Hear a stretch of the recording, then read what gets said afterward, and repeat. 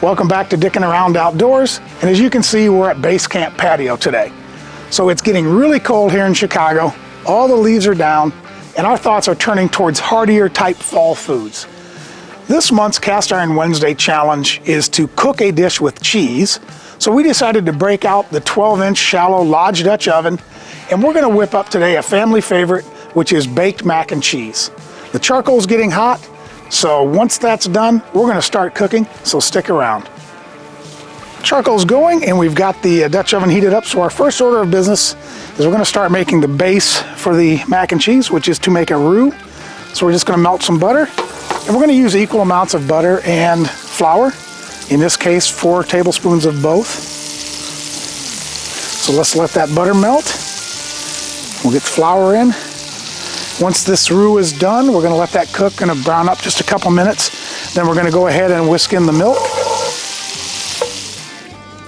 All right, our butter is melted, so we're just going to whisk in kind of gradually if we can the flour. We just want to try to make sure we don't get lumps in it. We're going to let this cook. Really all we're doing is we're creating again the roux, which means we're cooking the flour in some oil to get the raw taste of flour out of it. Making a nice base.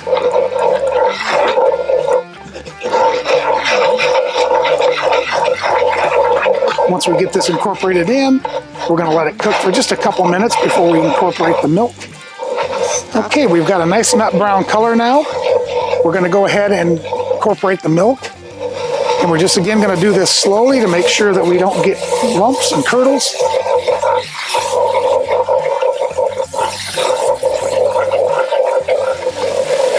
And we did let this milk come to a nearly room temperature. I mean, it's cold out here, so room temperature is kind of relative, but...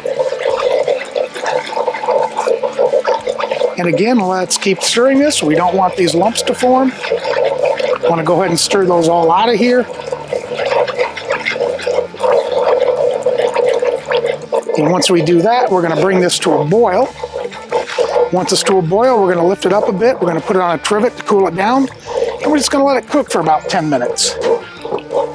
So now we've been 2 minutes. It's starting to get thick. We're just going to turn down the heat, and the way we're going to do that is just lift this up, put it on a trivet, get it away from the heat. But we're going to go ahead and let this cook for about 10 minutes.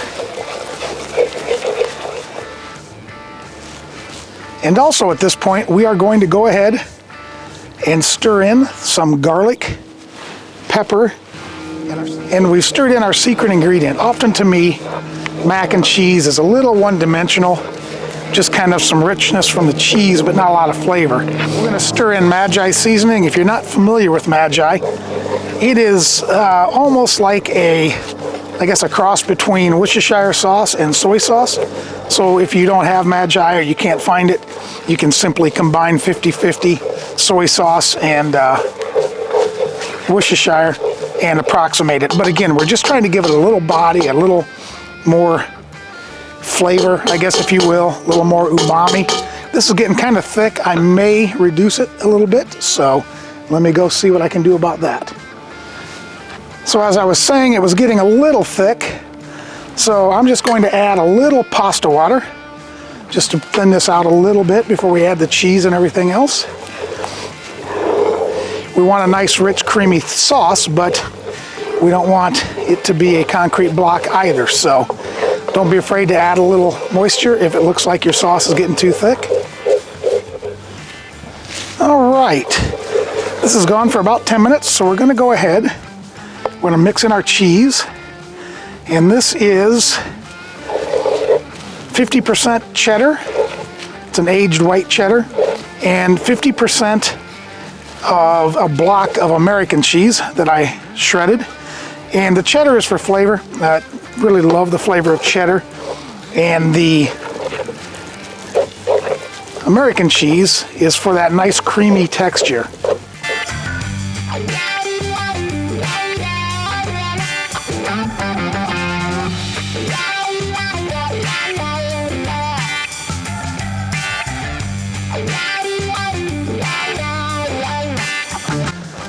All right, we did end up incorporating a bit more of the water, This was pretty thick, so now we've got a nice creamy sauce. We're gonna go ahead and add the macaroni.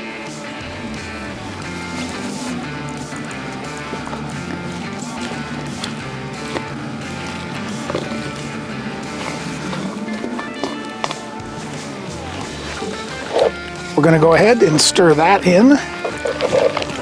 Just make sure the macaroni's in and coated well. We're gonna go ahead and top this with a combination of Romano cheese.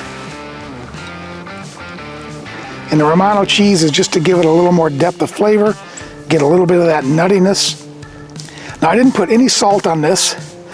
With all the cheese that's in it and with the Magi seasoning, I didn't think that it would need extra salt. You can serve that on the table if people want it. And then a final topping is just going to be a little sprinkle of breadcrumbs. Now don't get this too thick. If you get it too thick, it won't brown right. It'll just be a bunch of uncooked breadcrumbs. So we're gonna go ahead and put the lid on. We're gonna try to cook this for about 30 minutes at 400 degrees.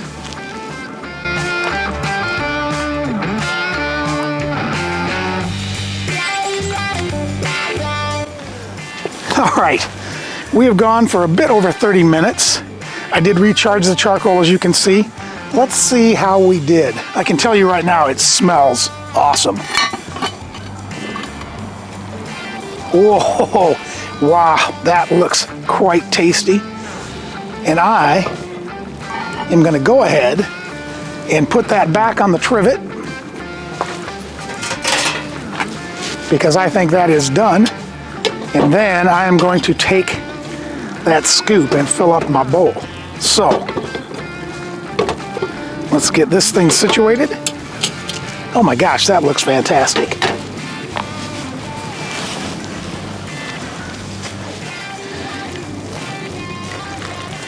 Oh, nice and creamy, bubbly and hot.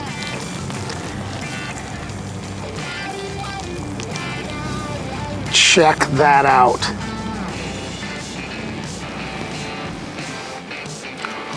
So, opening that lid and seeing this bubble away but not be dry, that's exactly what you want to see. The addition of the pasta water to help thin out the sauce worked really, really well. Don't forget to save some of the water, and let's see how this tastes.